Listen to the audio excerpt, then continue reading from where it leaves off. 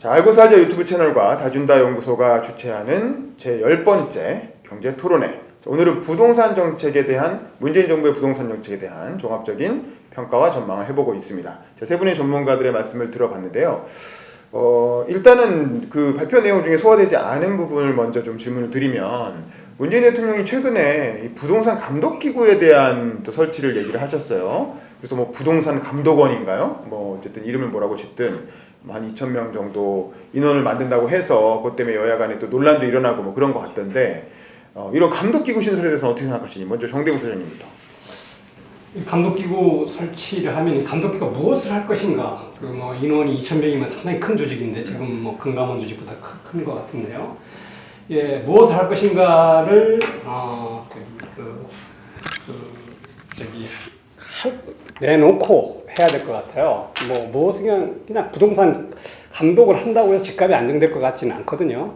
그러니까 이제 무엇을 할지 불명확한 것 같아요. 그리고 지금 우리 이제 부동산 감독이라면 뭐 좀 이상하고, 문제가 가장 큰 부분 중에 여러 가지 있지만은 현재 어떤 감독 규제 중에서 문제가 되는 것은 이게 이제 세금을 내지 않은 돈들이 집을 사는 거예요. 이게 가장 잘못된 것 중에 하나인데, 정부가 당연히 지금 해야 되거든요. 국세청이 자기 일만 잘하면은 없앨 수 있는 겁니다. 그러니까 세금을 내지 않은 부모로부터 뭐 슬쩍 증여받은 돈이나 아니면 검은 돈 뭐 이런 것들이 모여서 지금 사는 거 있거든요. 이것은 우리가 이제 조금 세무당국이 조금만 조사를 철저히 한다면 이렇게 자금이 흘러가는 건 막아도 집을 사는 걸 많이 막는데, 지금 부동산 감독기구가 무엇을 해야 될지 이런 걸 잘 모를 것 같아요. 그래서 그냥 자기가 지금 현 정부가 실패한 부동산 정책을 뭐 그냥 회피하기 위한 수단이 아닌가 이런 생각이 듭니다. 그래서 지금 이게 부동산 정책을 뭐 안정시킨 건 당연히 그래 해야 되는 건데, 왜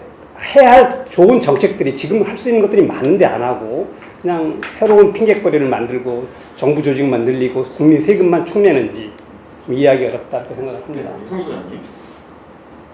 장기적으로는 뭐 필요할 수도 있겠죠. 근데 지금 이제 우리 그 국민들한테 가장 시급한 현안이 이 무주택 국민들이 극심한 고통을 받고 있는 거고, 그게 집값 급등이니까 집값 급등을 해결할, 집값 하락을 할 방안에 국가 지도자가 집중을 해야 되는데, 뭐 이제 그것을 회피하는 위해서 뭐 이상한 거 하나 던지는 느낌이란 말이죠. 그래서 야당이 반대하고 이러면 이거 가지고 한번 논쟁하면서 집값 급등에서 발생하는 사회적 현안은 슬쩍 피하려는 의도가 있는 거 아니냐 하는 생각이 들어서 뭐 지금 거기에 대해 논의하는 건 전혀 바람직하지 않은 것 같습니다. 우리 한 대표님. 네, 저는 사실 부동산 감독기구 이야기 처음 들었을 때 굉장히 가슴이 답답하고, 솔직히 말씀드리면 화도 났습니다. 그러니까 효과, 실효성 여부를 떠나서 누가 누구를 감독하는가 이런 생각이 들었고요. 집값을 정부가 3년 동안 올려놓았습니다. 폭등을 시켜놓았는데 그 책임은 밝히지 않고 따지지 않고 국민의 부동산 거래를 감독하겠다, 감시하겠다. 그리고 최근에 밝혀지면서 공분을 사고 있는 것들이 있잖아요. 고위공직자들, 부동산 정책을 담당하는 그 정책 결정자들의 부동산 투기, 시세 차익들, 이런 것들에 대한 의혹이 지금 더 심각한 문제라고 보고, 그런 것들을 먼저 감시하고 감독해야 된다고 봅니다. 네, 그렇군요. 그러니까 네. 이 부동산 정책에 대해서 약간 책임 회피성으로 별도의 기구를 만들어서 정부는 뭔가 이렇게 부동산을 감독하려고 하는데 야당이 반대한다, 뭐 이런 구도를 만들어서 약간 부동산 정책에 대한 책임론을 피해 나가려는 그런 꼼수가 담긴 거 아니냐. 그리고 이미 기재부가 있는데, 기재부가 그 역할, 아니 그 국토교통부가 그 역할을 하고 있는데 굳이 별도의 감독기구를 만든다는 것도 어쨌든 조금 납득하기 어려운 부분도 있는 것 같고요. 공공일자리 창출 사업인지 그건 좀 두고 봐야 될 것 같습니다. 또 하나 제가 또 질문드리고 싶은 건, 이제 세 분은 이제 뭐 기본적으로 다 이 집값을 하락시켜야 된다, 집값을 문재인 정부 적어도 출범 이전으로 되돌려야 된다는 입장을 갖고 계신 건데, 이제 그러기 위한 방법으로 흔히들 얘기하는 게 우리 세금 정책이잖아요. 수요를 잡기 위해서 보유세를 높인 거는 이해를 하겠어요. 그런데 그러면 집값을 낮추기 위해서는 집을 내다 팔아야 될 거 아닙니까? 근데 집을 팔 때 이제 양도세가 뭐 70% 가까이 이렇게 중과를 해놓으니까 야 집값 그러면 너무 팔 때의 세금이 너무 크잖아. 그래서 사실 단기적으로는 보유세는 올리고 양도세는 낮추고 이렇게 해야 상식적으로 집이 있는 사람들이 아 그러면 이거 양도세 단기적으로 예를 들면 감면받는 기간 중에 빨리 팔아야 되겠다 이렇게 생각할 수가 있을 것 같은데 또 양도세를 낮추는 것도 안 된다는 또 주장을 하고 계시잖아요. 그러면 이 부분은 사실 논리적으로 모순되는 게 아닌가. 물론 이게 투기 수익을 그냥 그럼 허용하란 말이냐, 그렇게 투기해서 돈 번 사람들이 그대로 다 그걸 갖고 먹튀하게 만들란 말이냐 뭐 이렇게 얘기할 수도 있지만 어쨌든 단기적으로 양도세를 낮춰주면 그 양도세 혜택을 노리고 매물들이 많이 나올 거고 그게 일종의 공급 효과를 일으키면서 주택가격을 좀 안정화시킬 수도 있을 것 같은데 뭐 이런 주장을 언론에서도 많이 하고 일반적으로 그냥 상식적으로 그런 생각이 드는 측면이 있거든요. 뭐 이런 주장에 대해서는 어떻게 생각하시는지 이번에는 거꾸로 안 대표님부터 먼저 이렇게 쭉 들어볼까요? 네, 저는 투기 심리가 집값 상승에 대한 기대 심리가 살아있는 조건에서는 양도세를 깎아준다고 해서 집이 매물로 나오고 집값 하락 효과가 있을 거라고 보지는 않습니다. 집값이 많이 떨어지겠구나. 정부가 정말 집값 하락시키는 정책을 써서 이제는 상승하지 않고 내가 손해를 보겠구나라는 생각이 들어야 사실 내다 팔게 되는 것이고요. 그때 뭐 정말 힘들어하는 사람이 있다라고 했을 때 백보양보해서 집값이 하락하고 있을 때 양도세를 한시적으로 인하해 주는 것은 고려해 볼 수는 있다고 봅니다. 근데 지금처럼 집값을 이미 폭등시켜 놓았고 시세 차익은 어마어마한 시세 차익이 기대되는 상황에서 양도세를 또 낮춰달라 이런 주장에는 동의를 할 수가 없고요. 또 하나 문재인 정부가 출범 초기에 파리 대책을 내놓으면서 이미 내년 4월까지 시간을 드리겠다라고 했습니다. 그러면서 양도세를 바로 중과한 것이 아니라 4월까지 파실 분은 중과하지 않겠다라고 했습니다. 그런데 그 당시에도 매물이 나오지 않았죠. 증여를 하거나 보유를 하거나 임대 등록을 하는 방향으로 갔던 경험을 이미 가지고 있기 때문에 저는 양도세 하락에는 동의를 할 수가 없습니다. 송선장님. 저도 안진희 대표랑 뭐 거의 같은 생각입니다. 그러니까는 이 부동산 투기 자체를 막아야 되는데 투기에서 발생한 세금을 깎아준다. 이건 뭐 절대 있을 수 없는 거다. 조세 공정이나 사회적 정의 어떤 걸로도 용납할 수 없다고 생각을 하고요. 두 번째 효과도 없다고 보입니다. 파리 대책에서 했고 2번 했는데 아무 효과도 없었단 말이죠. 그리고 집값 하락이 굉장히 중요한 우리 사회적 현안인데 다른 정책으로 하락시킬 수 있는 게 굉장히 많이 있어요. 그런 걸로 정부가 강한 의지로 하면 할 수 있는데 하지 않으면서 불로소득 세금 깎아준다는 거는 절대 저는 찬성할 수 없다라는 입장입니다. 네, 송선장님. 우리가 그 정부가 발표하는 그 양도소득세제를 보면 괜히 높은 것 같아요. 뭐 72%까지 나오는데 그러면은 72% 내느냐? 그렇지 않습니다. 실제 우리가 가끔 실효세율이라는 말을 쓰잖아요. 그러니까 뭐 법인세 실효세율 뭐 이렇게 쓰는데 양도소득세도 아마 실효세율 계산하면 한 20-30%도 안 될 겁니다. 그러니까 우리가 실제 양도소득세가 높은 게 아니다. 그래서 논리적으로는 사실 보유세를 높이고 양도세를 낮추는 게 그건 맞아요. 그런데 우리나라는 보유세가 높일 수가 없어요. 왜 높일 수가 없느냐? 법상 우리나라는 매년 보유세가 올리는 게 아닙니다. 올라가는 게 30%니 못 올라가요. 즉 어떤 기업이 있다고 쳐요. 기업이 장사를 잘해서 작년에 1억을 벌었는데 올해 100억을 벌었어. 그럼 세금을 얼마큼 그러면 세금이 한 100배쯤 늘어야 되잖아요. 100배는 아니라도 뭐 꽤 많이 늘어야 되고 10배는 늘어야 되는데 우리나라는 어떻게 돼 있냐면 집이 1억이었는데 100억이 됐다. 그러면은 여기 100배가 올랐는데도 보유세는 30%는 못 올려요. 법상. 보유세 상한이 있습니다. 상한이 있습니다. 법상. 네, 상한이. 그걸 지금 현재는 지금 보유세를 그런 건 없어서 집값이 오른 만큼 뭐 기업이 장사를 해서 수익이 많이 났으면 오르듯이 집값이 오른 만큼 보유세를 내도록만 해줘도 돼요. 그러면 사실은 많은 것이 없어진다. 그런 정도가 된 다음에는 저는 뭐 양도소득세 좀 손 봐도 된다고 생각해요. 근데 지금 이게 부동산에서 나오는 게 언론들이 나오는 것들은 실상하고 전부 잘못된 그런 정보만 계속 주고 있는 거예요. 그러니까 보유세, 뭐 종부세를 막 이렇게 막 엄청나게 여기 뭐 하는 것처럼 6% 하는 것처럼 하는데 그 대상도 거의 없거든요. 그러니까 실제 가장 중요한 건 그 공시지가를 현실화하고 그 집값이 오른 만큼 내라. 뭐 세를 올리는 게 아니에요. 올라간 거지. 집값이 오르니까. 근데 그런 걸 안 하게 해놓고 뭐 하는 흉내만 내는 거죠. 이랬다. 뭐 했다. 그러니까 이걸 실제 시장에 있는 그 뭐 전문꾼이나 세력들은 다 알아요. 저건 그냥 말장난하는 거고 국민한테 보여주기 위한 거고 뭐 이런 거다라는 걸. 그러니까 근본적인 것들이 바뀌면 시장에서는 바로 느껴지고 바로 이제 부동산에 돈이 몰리는 것도 줄어들 거라고 생각합니다.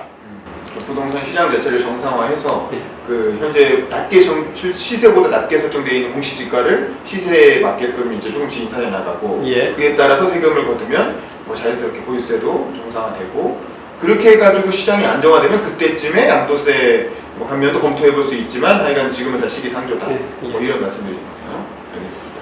그 사실은 그러니까 세 분은 다 어쨌든 집값 하락론자신데 이제 이런 걱정이 또 드는 거예요. 지금 아까 우리 가계부채 얘기도 했잖아요. 좀 가계부채가 OECD 국가 중에 뭐 제일 높은 비율이고 뭐 이렇다는데 집값이 가계부채는 집과 연동되지 않아요. 대부분 가계를 왜 이렇게 부채를 많이 짓겠습니까? 집 사느라고 부채 진 거잖아요. 근데 이게 아까 이제 금리 인상 얘기도 잠깐 하셨지만 금리가 인상되고 집값이 하락하는 징조가 나타나면 사실은 가계부채가 굉장히 큰 시한폭탄으로 작동할 수도 있지 않겠느냐. 이미 가계부채가 이미 이렇게 높은 상황에서 금리를 만약에 뭐 급격히 올린다든가 집값이 급격히 하락한다든가 아까 뭐 단기적으로 30%가량 하락할 수도 있다 뭐 이런 얘기도 하셨는데 그렇게 됐을 때 어쨌든 그게 경제에 미치는 충격 이것도 사실은 굉장히 크지 않을까 싶거든요. 집 한 채 혹은 뭐 두 채? 뭐 이 정도가 재산인데 그게 엄청난 빚으로 사실은 쌓아올린 재산인데 금리가 올라서 갑자기 갚아야 될 빚이 엄청나게 커진다. 원리금이 커진다. 혹은 이제 집값이 떨어져가지고 예상되는 소득이 확 줄었을 때 그럼 경제가 지금도 코로나 때문에 상당히 지금 위축되어 있는 상황인데 더 소비도 위축되고 경제도 위축되고 뭐 사업활동도 줄어들고 이러면서 경제 전반으로 불황이 확산되는 그런 결과도 오지 않을까. 그럴까봐 사실 금리 못 올리고 이렇게 소심하게 찔끔찔끔 아까 말씀하신 것처럼 내릴 때 확 내리고 올릴 때는 진짜 찔끔찔끔 올리고 이러고 있는데 그런 경향이 나타나는 게 이런 상황 때문이 아닌가 뭐 이런 생각도 들고 그래서 집값 하락이 어느 정도 완만하게 이루어지는 건 괜찮지만 너무 급격한 집값 하락은 좀 솔직히 경제에 미치는 충격 때문에 위험한 거 아닌가 뭐 이런 질문도 있을 수 있을 것 같아요. 그리고 이건 정선생님입니다.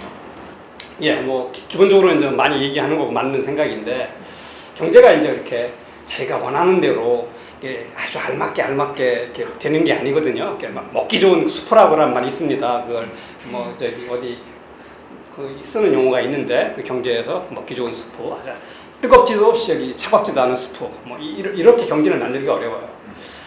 근데 그렇게 하려다 보니까 집값이 계속 오르는 거예요. 그러니까 시장에서는 아마 센 정책은 할 수가 없을 거다. 진짜 센 아픈 정책은 이 다 알고 있습니다. 그러니까 집값은 겁없이 계속 오르는 거죠. 우리가 이제 냉정한 선택을 해야 됩니다. 집값이 이렇게 오르는 게 좋으냐, 집값이 떨어지는 게 좋으냐. 그러면은 결국은 여기서 집값이 떨어지는 게 없는 사람한테는 좋은 거거든요.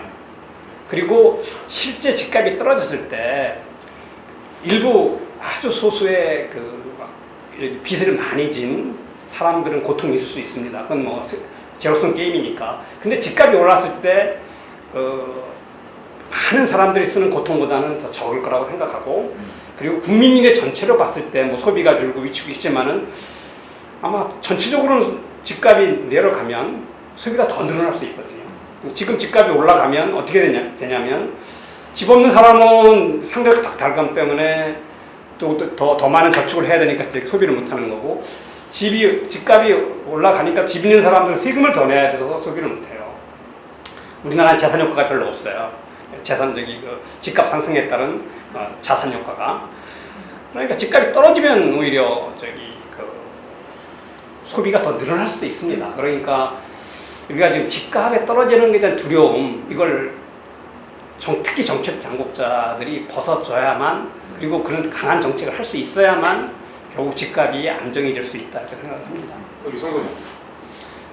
가계부채라는 것은 이제 어느 경제 주체든 빚이 많으면은 위기 국면에서 취약하기 때문에 부채가 늘어나는 것은 억제를 해야죠. 이게 저는 국가가 해야 될 기본적인 책임 중에 하나인데, 이제 그 핑계를 대기를 부채가 지금 너무 올라 있으니까 이게 지금 집값 하락하는 금리 인상 위험해. 이게 금리 인상 하지 말자라는 핑계로 쓴단 말이죠. 그러면서 부채는 계속 늘려가고 있어요.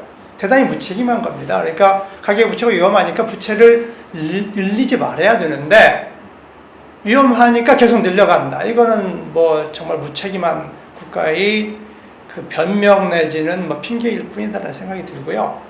그리고 집값이 하락을 했을 때 경제에 미치는 효과가 굉장히 클 거다라는 것은 저는 현실에서 그렇게 되지 않을 거라고 믿습니다. 왜냐하면 집값이 문재인 정부 들어서 3년 동안 50% 올랐단 말이에요. 서울의 경우에. 수도권도 뭐 거의 비슷하게 올랐는데, 그렇다면 경제 효과가 있었다면 성장률이 5% 이상 갔어야 되죠. 지금 2% 뭐 밑돌고 있단 말이에요. 그러니까 집값이 급등을 하는데 플러스 효과가 없었어요. 원위치 했을 때 경제가 마이너스 가느냐? 그렇지 않은 거죠. 그러니까 집값 상승 경제 효과가 없었으면 하락의 그 경제 부정적 효과도 거의 없을 거다라고 저는 생각을 합니다. 네, 저도 연착륙을 시켜야 된다. 집값이 급격하게 떨어지면 이런저런 충격이 오고 좋지 않은 결과가 올 수 있다라고 하는 논리가 사실 또 굉장히 만연해 있는 것도 사실인데요. 저는 그런 논리들 자체를 다시 한번 검증해 봐야 된다고 생각을 합니다. 결과적으로 연착륙을 시켜야 된다, 하락해도 위험하다라는 주장이 누구에게 유리한 것인가, 누가 그런 주장을 하고 있는가, 그리고 현실에서 정말 그런가, 이런 것을 정밀하게 따져봐야 된다고 생각을 하고요.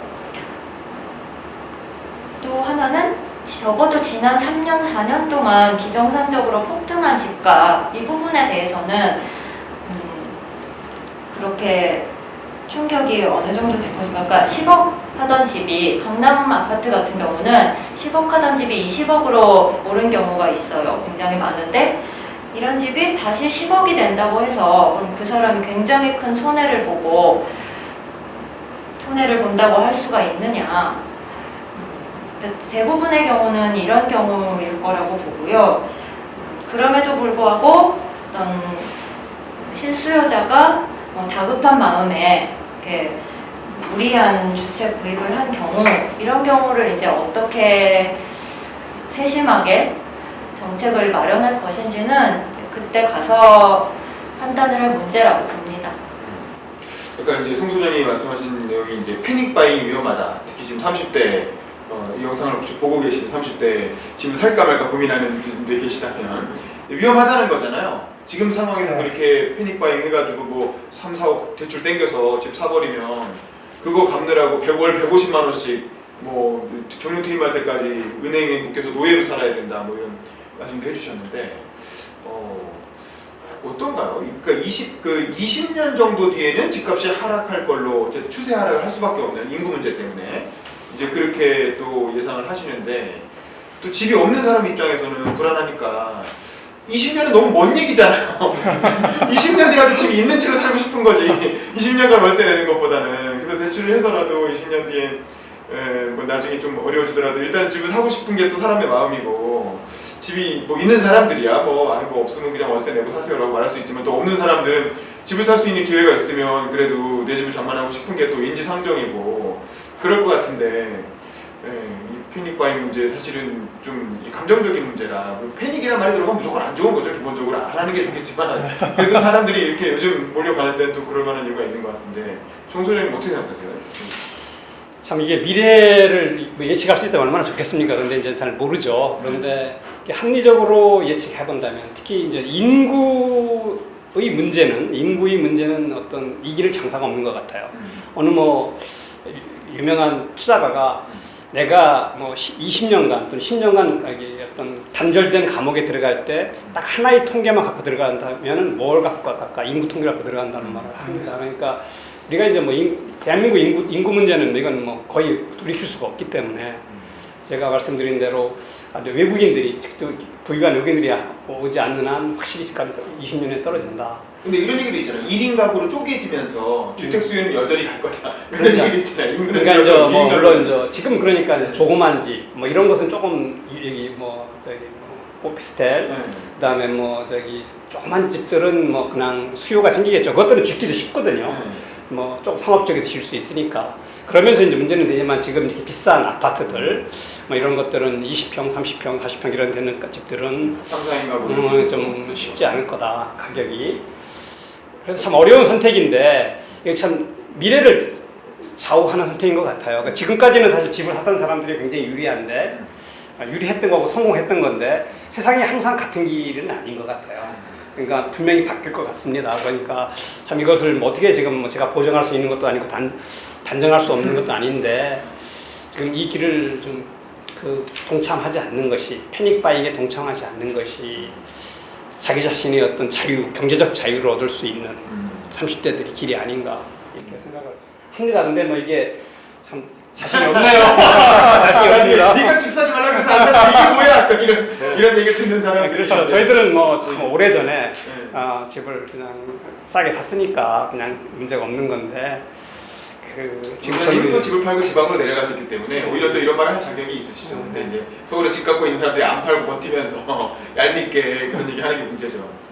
송소연님 어떻게 생각하세요? 근데 이제 이게 패닉바잉에 동참하지 않는다는 게 어떤 의미냐면 집값 하락 운동에 뛰어든다는 의미도 있지만 월세를 계속 내고 살라는 얘기거든요. 월세 혹은 전세를 계속 내고 살라는 얘기인데 그거가 주는 스트레스도 되게 크고 그래서 살 수 있을 때도 지금이 아니면 20년이면 아직도 한참 남았는데 그동안 더 오를 수도 있고 그 몇 번 팔고 사고 하면서 그 시세 차익을 노릴 수도 있는데 그런 걸 다 포기하고 그냥 버텨라?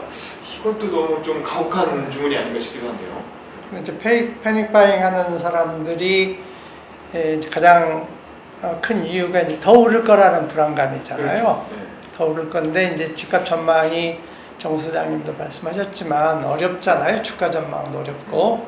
근데 저는 이제 전망을 하는데 가장 중요한 요인이 수요와 공급인데 이 투기 수요가 아파트는 저는 꺾였다고 생각을 합니다. 그러니까 투기 수요를 갭투기든 임대주택 수요든 서울하고 경기도는 이런 세금 혜택을 지금 사서 임대주택 등록하면은 세금 혜택이 많이 줄었어요. 그리고 이제 지금 아파트는 아예 임대주택 제도를 신규 폐지해버렸기 때문에 세금을 정부가 이렇게 중과세한 걸 다 물어야 됩니다.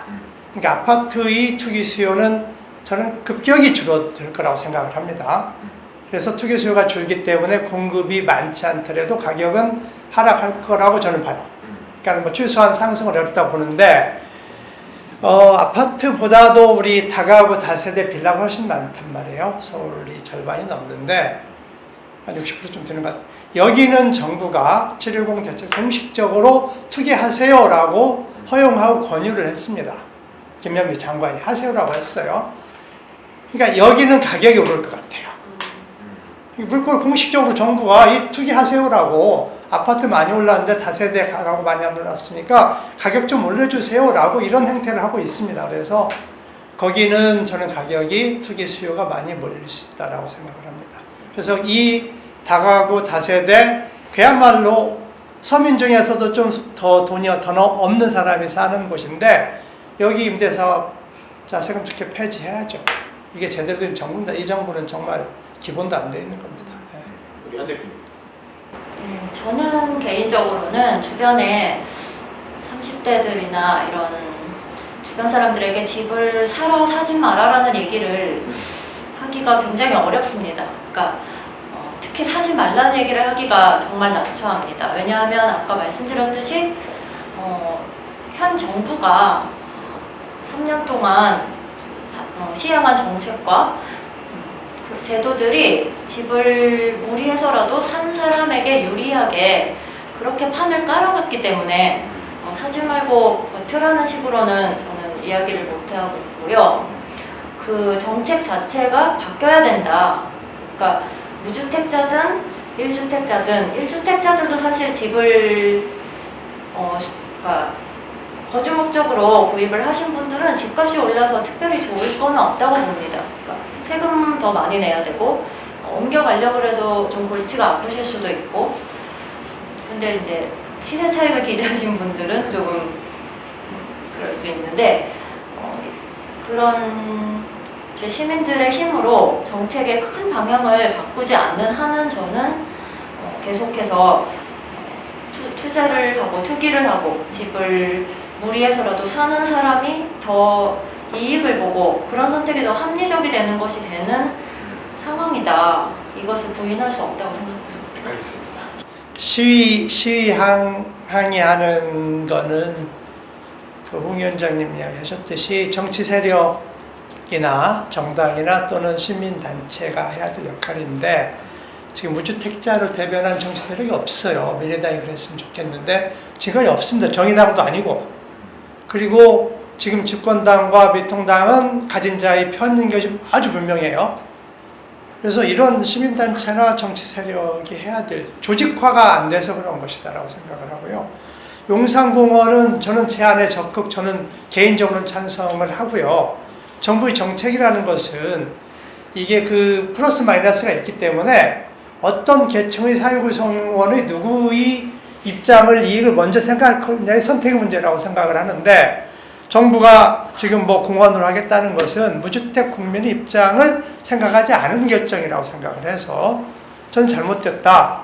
무주택 국민이 고통을 해결하는데 환경보다 더 중요하다고 저는 생각을 하고 특히 계층으로 보면 30대 의 패닉바잉을 멈추고 가장 큰 피해자인 30대의 우선적으로 생각한다면 제안해 주셨듯이 뭐 고밀도든 좀 상당 부분을 주택 공급을 하는 저는 찬성을 한다 생각을 하고요. 태릉도 마찬가지로 생각을 합니다. 저는 그래서 그런 부분들을 자연이라든지 뭐 문화를 보존하는 것은 기본적으로 해야 될 일인데 이제 선택을 했을 때 지금 많은 국민들의 그 집값 그 하락을 위한 주택 공급은 저는 그게 더 우선적이라고 생각을 합니다. 네. 여기 안 대표님. 네네. 저는 일단 제가 아까 종부세 관련한 입법 과정에 대해서 정쟁이라고 뭐 표현을 했던 이유는 그동안 실제로 지난 몇 년간 국회에서 진행됐던 과정들을 보고 느낀 바가 실제로 그랬기 때문에 말씀을 드린 것입니다. 그러니까 정부에서 세율은 기재부에서 안을 내고 정부에서 안을 내면 국회에서 통과를 시켜야 세율이 인상이 되는 겁니다. 그래서 원래 안을 예를 들어서 1% 인상하겠다고 냈다고 했을 때 그 국회로 가져가게 되고요. 그 안을. 그러면 국회에서 여야가 항상 입장이 다릅니다. 그러면서 합의를 한다는 명목으로 시간을 굉장히 끌게 되고요. 그 합의 과정에서 세율이 또 깎이고요. 또 지난 재작년 같은 경우는 세부담 상한이라고 해서 또 인상이 되더라도 종부세가 지난 연도에 150%를 안 넘게 해주는 뭐 이런 장치들이 또 만들어지면서 다주택자의 이해가 반영이 되는 장치들을 이렇게 알게 모르게 들어가면서 법안이 결국 통과가 되고 시장에서 실효성은 별로 없고 이런 과정이 좀 반복이 됐다. 이런 부분들에 대해서 비판적인 의견을 말씀을 드렸던 거고요. 사실은 꼭 세금으로 집값을 잡아야 하는가, 세금만으로 잡아야 된다고 생각하지는 않는데 정말 보유세를 높이고 싶다면 공시지가 현실화가 먼저다 이렇게 생각을 합니다.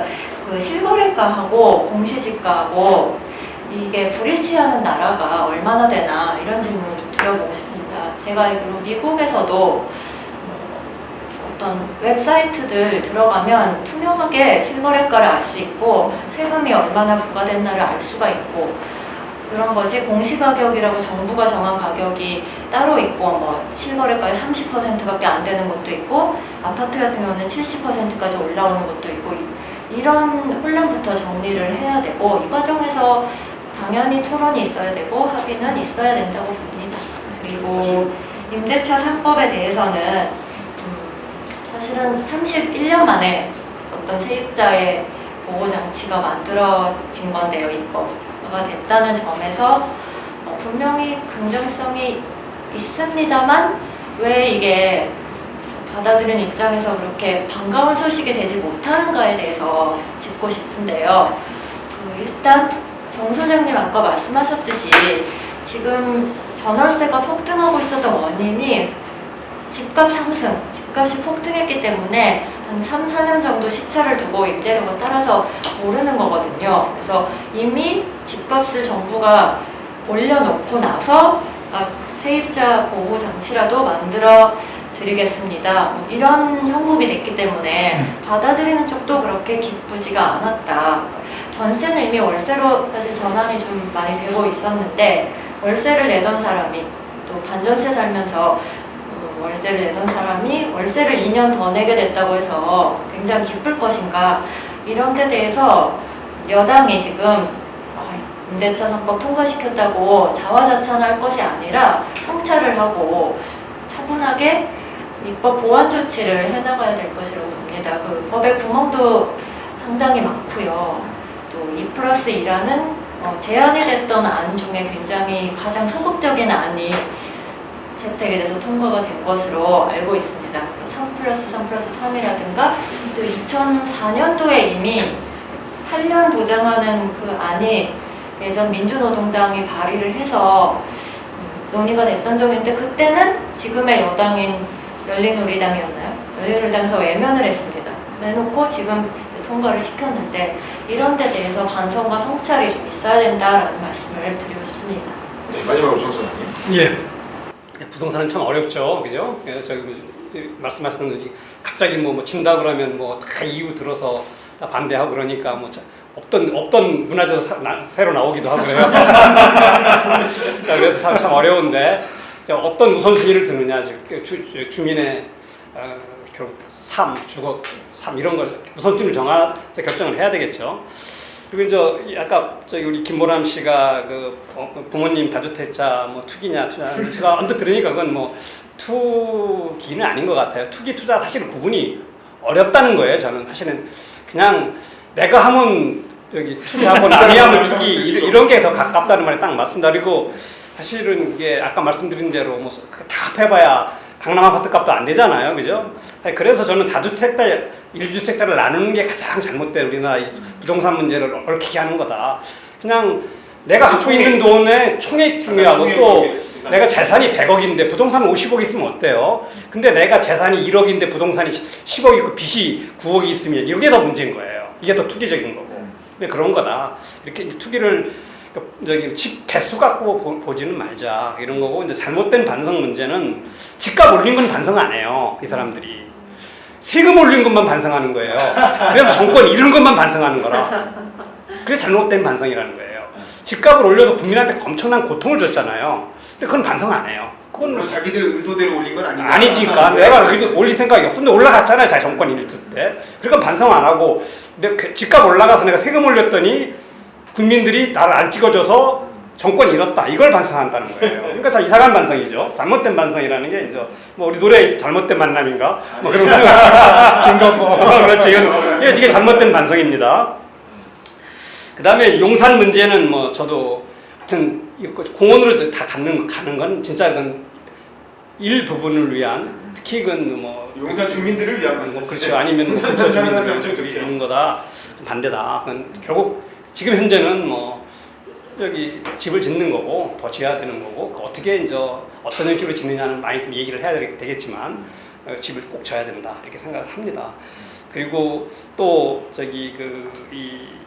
이 토지 보유세 문제는 사실 우리 보유세 문제를 어떻게 새롭게 한번 만드는 문제를 한번 진짜 고민을 해봐야 돼요. 종부세가 지금처럼 운영해서는 안 될 것 같고, 제가 부동산 정책 셋반짜기에서 했는데 그걸 토지 보유세 어떻게 융립시킬 거냐, 그리고 일반 재산세는 어떻게 운영할 거냐, 이런 것들을 한번 좀 시간이 짧아서 어렵지만 고민을 해봐야 될 것 같다 이렇게 생각합니다. 그리고 공시지가 문제는 뭐 이게 중요한 게 뭐냐면 우리는 시가하고는 괴리돼 있어요. 사실 시가가 있거든요. 이게 시장의 가격이니까 여기에 가장 근접하게 해주면, 이건 행정 재량권이 있는 게 아니에요. 시가를 물론 속였다면 신고자가 방법이 없지만 그런 것들은 좀 걸러내고 나서 시가에 근접하게 공시지가가 가고, 그러면 시가가 오르면 기업이 이익이 더 냈으면 세금 더 내듯이 시가가 오르면 세금 더 내고, 시가가 떨어지면 세금 덜 내고, 너무 당연한 거잖아요. 그렇게 가자는 거거든요. 그리고 나서 이제 뭐 다른 여러 가지 세금으로 좀 보완하자 이렇게 생각을 합니다. 네, 감사합니다. 감사합니다. 그 용산에 대해서는 다들 관심들이 많은데 친환경 소각장을 짓자는 주장도 있어요. 그러니까 뭐 앞으로 좀 우리가 같이 고민해봐야 될 주제인 것 같고요. 자, 오늘 알고 살자 유튜브 채널과 다준다연구소가 주최한 10번째 경제 토론회 여기서 마치도록 하겠습니다. 감사합니다. 감사합니다.